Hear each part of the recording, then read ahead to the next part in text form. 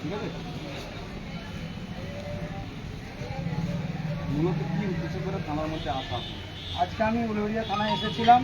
আপনারা জানেন বিগত 5-7 দিন আগে ভাঙড়ে একজন খুন হয়েছে শাসক দলের গোষ্ঠীদ্বন্দ্বতে। সেটা বড় ম্যাটার নয় আমাদের কাছে, ওরা হয় দীর্ঘদিন হয়ে আসছে, এটা 10-12 রাজনীতি, এরা কোনো মার্ডার হয়। কিন্তু মার্ডারকে কেন্দ্র করে মমতার ছত্রছায়ায় বড় হওয়া কিছু দুর্নীতিগ্রস্ত তৃণমূলের কর্মী আছে, নেতা আছে, তারা অকথ্য ভাষায়, নোংরা ভাষায় আমার পার্টির প্রতিষ্ঠাতা পীর আব্বাস সিদ্দিকী, আমার দলের চেয়ারম্যান পীরজাদা নওশাদ সিদ্দিকীকে উল্টো পাল্টাভাবে মা মাসিদের গালিগালাজ করেছে।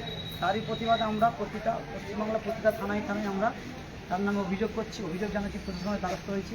আমি আমার হাওড়া জেলার মধ্যে প্রত্যেকটা থানায় আমাদের কর্মীরা অভিযোগ জানাচ্ছে। আজকে আমি আমার থানা উলুবেড়িয়ায় অভিযোগ জানালাম।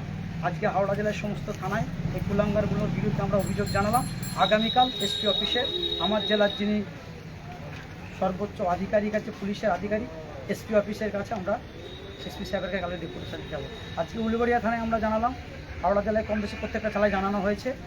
আজকে বুধবার, আগামীকাল আমরা এসপি সাহেবের কাছে এসপি সাহেবের দ্বারস্থ হব। প্রশাসনের কাছে গিয়ে যদি আমরা কোনো এর বিচার না পাই, তো কুলাঙ্গারগুলোকে অ্যারেস্ট না করো, আগামী দিনে গণতান্ত্রিক পদ্ধতিতে রাস্তায় নেবে আমরা আমাদের অধিকার বুঝে নেব।